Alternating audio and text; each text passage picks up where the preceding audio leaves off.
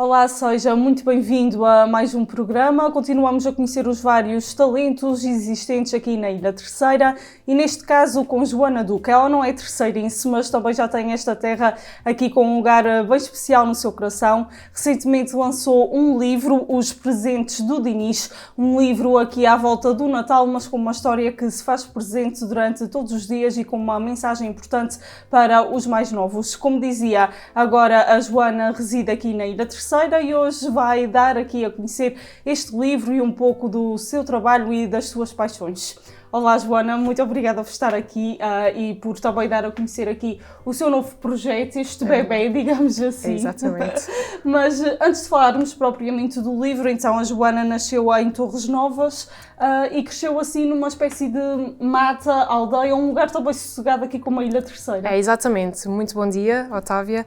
A minha terra natal, que é a mata, é muito parecida aqui com a ilha, a nível de terra mesmo e a nível de tradições também. Gosta bastante de festa, de filarmónicas, por exemplo. Aqui a Ilha Terceira tem muitas bandas. Eu também estive associada à Banda Filarmónica União Matense desde muito nova e sinto muito esta parte familiar, assim, muito bem acolhida aqui na parte da ilha, exatamente por ser muito parecido com a minha terra onde vivi até aos 18 anos.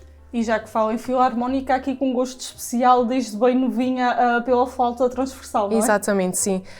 Na altura havia só uma rapariga que estava em flauta transversal e surgiu essa oportunidade de também experimentar e assim continuei. Pronto. E é realmente um instrumento que eu gosto, apesar de atualmente não estar a praticar como estava quando estava na banda da minha terra, mas é algo que nunca se esquece. E a música é algo que faz parte da sua vida, ou seja, que preenche os dias, podemos dizer que sim? Sim, preenche os dias, é verdade.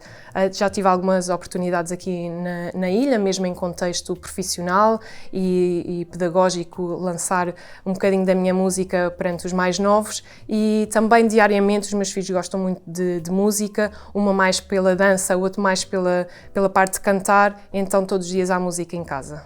E como é que foi então a sua infância, o seu crescimento? Como é que foi antes desta mudança, então agora mais recente até à Ilha Terceira? A minha família é composta por os meus pais e a minha irmã mais velha, que sempre me abraçou de uma forma mesmo muito boa. E os meus pais têm uma ligação comigo e com a minha irmã e com o resto da família muito especial.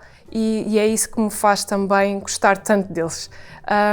A minha infância foi passada lá, sendo que a nível escolar fui sempre muito para o trabalho da minha mãe, que era mais longe, e então andei nas escolas perto do trabalho dela, mas sempre voltava todos os dias a casa e aos fins de semana tentava então estar com os meus amigos da aldeia, porque durante a semana estava com os meus amigos da escola mais longe, por exemplo em Tomar ou em Torres Novas, mas durante o fim de semana, então depois ali a partir dos 11 anos com a banda forma-se um grupo muito interessante e todos os fins de semana há festa.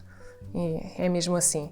A minha irmã, sendo mais velha, ali uns 10 anos, apesar desta distância ao início, quando a pessoa tem 10 anos e outra tem 20, parece muito grande, mas agora, uma tendo 33 e outra 43, somos irmãs como se fôssemos quase gêmeas. E depois mesmo a nível de percurso escolar e vida profissional, há pouco, antes desta entrevista, dizia-me que sempre teve um gosto até pela rádio, mas o que é que imaginou sempre que ia fazer na vida? Agora na Força Aérea Portuguesa, e foi este o rumo que acabou por decidir, mas o que é que imaginava que ia ser a sua vida? Bem, eu ali aos 18 anos, quando terminei o 12º ano, eu candidatei-me às universidades.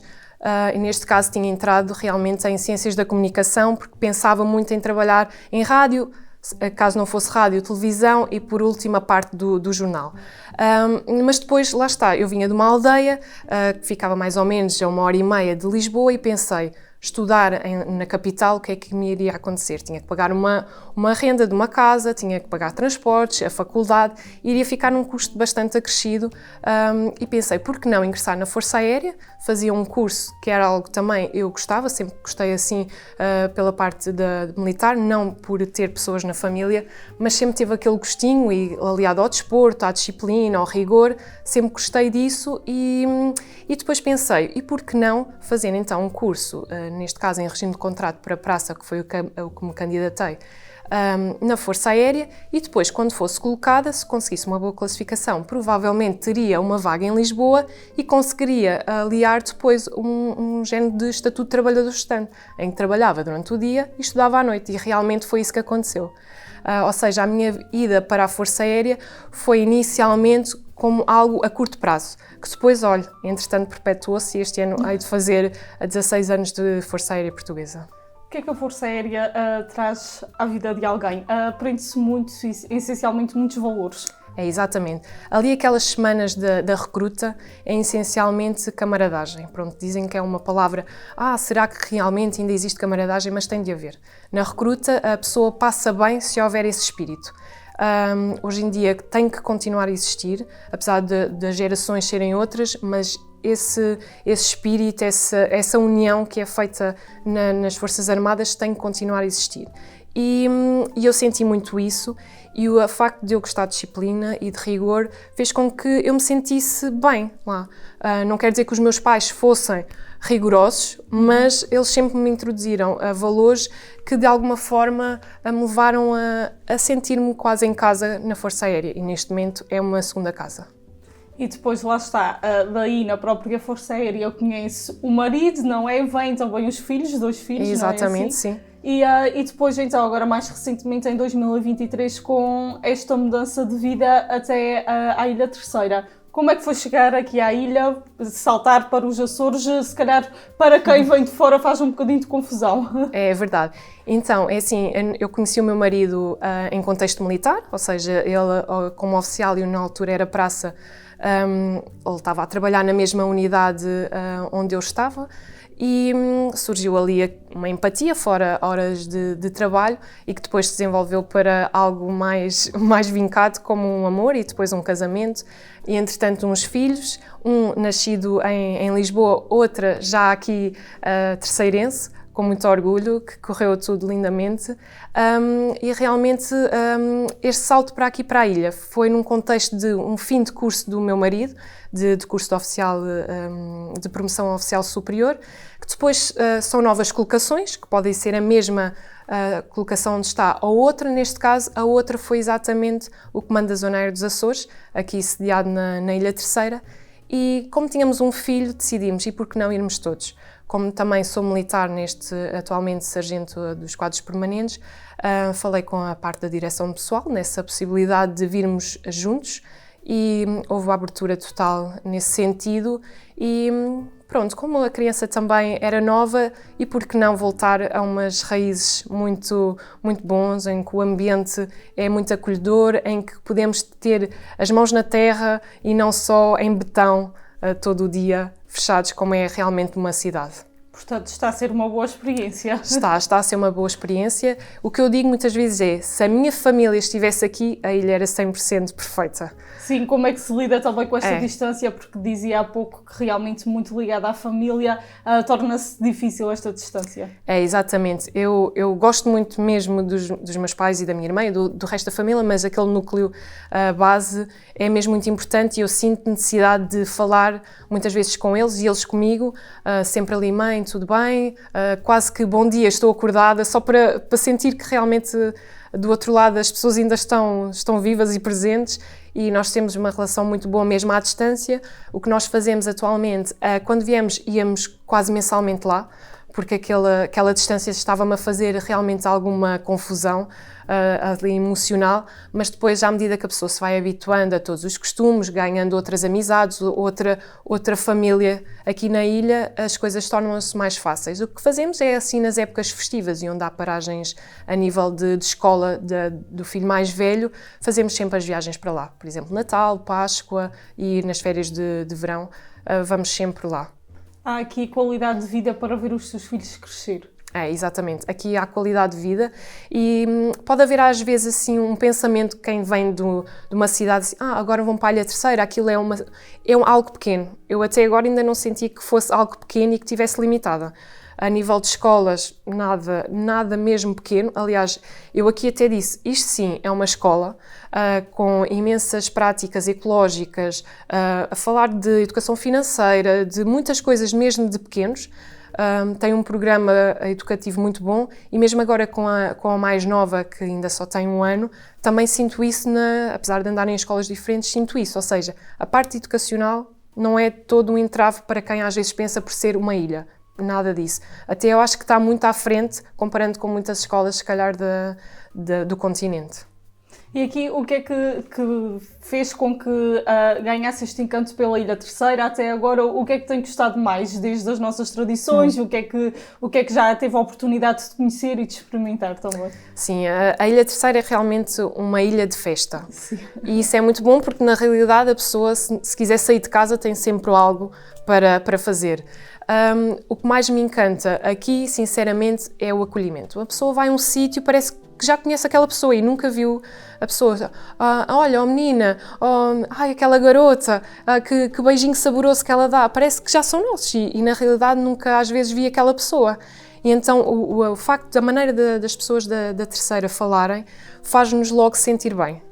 Aqui há quem fale muito também da gastronomia local, foi Sim. algo que também encantou ou nem por isso? É verdade, olha, eu e o meu marido, e quando tínhamos só um filho, o que nós fizemos, em vez de irmos procurar sítios turísticos, ou seja, ir aos Biscoitos, ir à Serra do Cume, já fomos a esses sítios, mas foi exatamente fazer uma lista de restaurantes. De quais são aqueles que nós podemos comer, Alcatra, várias iguarias daqui e vários pratos. E na realidade já fizemos bastante cheques à nossa lista. E lá está, então agora cá, e é aí que nesta altura que também surge agora este livro, Os Presentes do Diniz. Onde é que vai buscar inspiração para este primeiro livro? Sente-se também mãe, vem talvez daí? É, exatamente. Este livro surge neste contexto de ser mãe, pela primeira vez do meu filho, a qual dei aqui parte do nome do livro, que é o Diniz. O Diniz é uma criança que, desde que nasceu, é difícil de adormecer e chegou ali uma altura que ele queria histórias. Oh mãe, conta-me uma história, que era para adiar a parte do sono, propriamente dita. E então eu contava histórias de livros, só que depois precisava de uma luz. E aquilo ainda o fazia estar mais inquieto. Então decidi, olha, Diniz, agora a mãe vai fechar a luz, vai desligar a luz e eu vou contar uma história que eu vou imaginar. Ao ponto que chegava dias em que dizia, oh mãe, hoje vão ser 5 histórias inventadas. Isto todos os dias. Então surgiram muitas histórias eu podia escrever todos os dias. Mesmo ontem eu tive que inventar outra vez outra história, tem que ser sempre com outras personagens, mas eu na altura fazia era ir buscar pontos daquele dia, pontos positivos e menos positivos, e tentar inventar uma história. Por exemplo, ele não tinha lavado os dentes bem, então fazia ali uma história, inventava o nome do outro menino que não gostava de lavar os dentes, pronto, ia sempre buscar alguma coisa para depois ele até pensar, isto faz algum sentido, pronto, começou tudo aí. Depois este livro propriamente dito começou no ano em que nós viemos aqui para a Ilha Terceira. Na altura do Natal, a Rádio Lares da Voz da Força Aérea pensou por que não lançar um projeto de contar um conto infantil na noite de Natal. Então eu decidi escrever, na parte da Rádio Lares foi aceite e depois fiz a voz para o áudio para sair então aquele conto naquela noite. E assim ficou. Foi uma experiência muito interessante ali na parte da rádio e depois ficou parado ali a história. Mas entretanto em 2025 pensei, por que não tentar investir em algo que me dê prazer? Então em conversa com editoras, neste caso isto partiu sempre de mim, lançar para uma editora, neste caso para 2, em que ambas deram uma resposta positiva e à qual eu depois acabei por fazer contrato com uma editora, que é a Cordel de Prata, aqui com a chancela da Meia Longa, e que fizemos este projeto que foi muito bonito e gratificante. Também perceber muito ali os passos para que um livro, que eu tantos livros já li, infantis ou não, como é que surge a parte física, não é? Isto é todo um trabalho de várias pessoas. A minha parte da escrita, depois é nomeado um editor, alguém que corrige a parte ortográfica, um ilustrador, um designer, muitas pessoas aqui envolvidas e foi um projeto mesmo muito bonito e ao qual eu tenho muito orgulho de ter já fisicamente este sonho realizado. Mas quando fala que tinha esta imaginação de criar muitas histórias e que até escrevia, isto só surge mesmo depois de ser mãe? Ou sempre teve este gosto pela literatura, pela escrita, já antes de ser mãe? Já antes de ser mãe eu tinha um gosto, mas nunca pensei realmente passar para papel. E nada a ver, lá está, o facto de ser mãe é que despertou a parte mais infantil.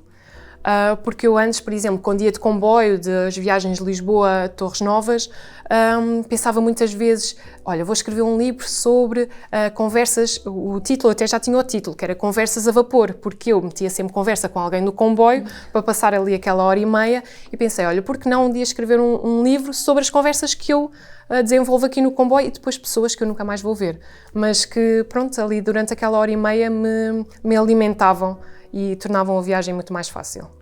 Aqui, quando diz que são vários os passos para conseguir ter o livro fisicamente, acha que ainda faltam alguns apoios neste sentido da literatura, e neste caso a literatura infantil, porque realmente tem que ter muita força de vontade e um incentivo próprio? É, exatamente.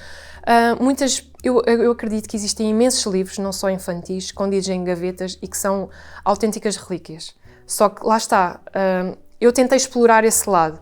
E inicialmente a pessoa tem que ter um investimento, porque é o primeiro livro, ninguém me conhece, eu sou mãe, sou militar, mas fisicamente quem é que me conhece como escritora Joana Duque? Ninguém. Então esse passo teve que partir de mim e lá está, inicialmente tem que haver um investimento. E da parte da editora também tem que haver uma parte de, ok, queremos avançar consigo. Futuramente, claro que se a pessoa conseguir ali um contrato bom e uma venda de livros realmente volumosa, a editora também se compromete a que, caso a pessoa tenha algumas histórias que queira também torná-las fisicamente, que o custo do investimento já é bastante reduzido. Mas sim, a pessoa tem que ter ali também uma vontade. Não é só o ter o dinheiro. Há muitas pessoas com dinheiro que não escrevem livros, que não têm imaginação. Tem que haver aqui um conjunto de características para a pessoa avançar. E neste caso também uma rede de apoio grande, e acredito que é aí que entra também a família. É, exatamente. Eu falo sempre com o meu marido sobre os projetos, não só ao nível do livro, mas outras coisas que eu gosto de fazer, nem que seja saltar de paraquedas. Olha, achas que devo saltar de paraquedas? Uma pessoa tem filhos, achas... Pronto, faço sempre assim uma ligação com ele, uma conversa para tentar saber também a opinião, sendo que a última decisão há de ser a minha, se é algo meu, mas ele é que disse, vá, bora lá, tu vais conseguir, vamos fazer isto juntos, olha, o objetivo é, queres ter isto físico também para os teus filhos verem no futuro, olha, a minha mãe fez isto, e assim, um livro, nem que seja eles irem a festas de anos e cada vez que formos a uma festa de anos, em vez de eu comprar um presente, porque não levar um livro de oferta? E como também tem esta criatividade de contar várias histórias ao seu filho, acredito que possam existir mais projetos já aqui em imaginação, a criatividade não para de trabalhar e quem sabe já ideias para outras histórias e outros livros. É verdade, já está escrito até, e a própria editora aqui da Cordel de Prata com a chancela da Mãe Longa já aceitou essa segunda história, que é um conto também infantil. Vou revelar o nome, que é Os Sonhos do Dinis, o sonho do Dinis neste caso, com a personagem principal que é o Dinis, e foi aceito, mas lá está, eu preciso ter aqui um feedback de como correrá este livro para avançar para o próximo. E tudo aqui num percurso muito inicial, este livro ainda nem com um mês, digamos assim. Mas até agora, como é que está a correr nesta divulgação, neste início? Sei que também agora a tentar ir a algumas escolas, colégios, para já a aceitação está a ser boa. A aceitação tem sido muito boa, até muito melhor do que eu esperava inicialmente, porque uma vez que é um conto de Natal, e o Natal foi o mês passado, este livro foi publicado no dia 22 de dezembro, já muito perto ali do Natal, onde a divulgação não pôde ser feita do imediato. Eu, quando recebi, pensei, olha, vou agora, neste ano de 2026, calendarizar e projetar as coisas com calma para no próximo Natal, neste caso Natal de 2026, ir às escolas, por exemplo, entre outubro, novembro, dezembro, divulgar, bibliotecas aqui da região. Pensei nisso, mas quando eu recebi o livro e tentei divulgar, olha, publiquei, a parte familiar e a envolvência logo ali das pessoas que trabalham comigo foi ótima. Foi: a sério, escreveste um livro? Olha, eu quero, podes-me vender um livro, podes-me escrever, que é para o meu sobrinho, para o meu filho. E essa parte foi muito, muito gratificante, porque as pessoas realmente querem. Por exemplo, hoje vou a um jardim de infância e depois logo de seguida ao ATL desse jardim, que é o Guiatita, que também me receberam muito bem. Aliás, a própria diretora dessa escola é que me disse: olha, queres vir aqui apresentar o teu livro? Eu: olha, por que não? E eu disse: olha, mas o Natal já passou. E ele disse: não há problema nenhum, o Natal é quando a criança quer, quando nós queremos, e realmente este livro não é só sobre o Natal, mas sim também com alguns valores, como a gratidão, o afeto, o estar presente, que é muito mais importante que presentes embrulhados em papel. E pegando mesmo por aí, uma mensagem especial, pelo que tive a oportunidade de perceber, o melhor presente é estar presente. Esta é uma frase que às vezes encontramos até nas redes sociais, e acho que este livro demonstra exatamente isto, sem desvendar, porque o melhor mesmo é as pessoas comprarem e lerem, mas o livro aborda essencialmente isto. É, exatamente. Isto era uma criança, neste caso o Dinis, que não tinha presentes debaixo da árvore, e um amigo perguntou: porquê que não tinhas presentes? E ele explica o porquê, e é isso que está aqui dentro da história, que não vou desvendar, e que no final se percebe que realmente o essencial é estar junto de quem se ama. E falta muito nos tempos atuais até passar esta mensagem às crianças, e sendo mãe tem esta preocupação numa era cada vez mais consumista, com as tecnologias também à volta. Há que demonstrar que o melhor é mesmo ter os nossos por perto. É, exatamente. Eu não sou muito de comprar presentes. Mesmo no Natal, às vezes o meu marido: já compraste os presentes para os nossos filhos? E eu disse: não. Nós vamos estar com a nossa família. Para eles vai ser ótimo estar ali rodeados dos primos, dos avós, dos cães, de tudo. E eles não vão ligar muito, se calhar vão ligar a distribuir presentes, abraços, beijos, muito mais do que propriamente o físico, que vão ligar caso abram naquele momento, no dia a seguir já não tem graça. E aqui, para quem quiser então desvendar o resto da história, como é que pode entrar em contacto consigo e como é que também pode adquirir este livro? É verdade, o livro neste momento está à venda online, através do site da UC, da Bertrand, da própria Meia Longa, aqui desta chancela, e futuramente na FNAC.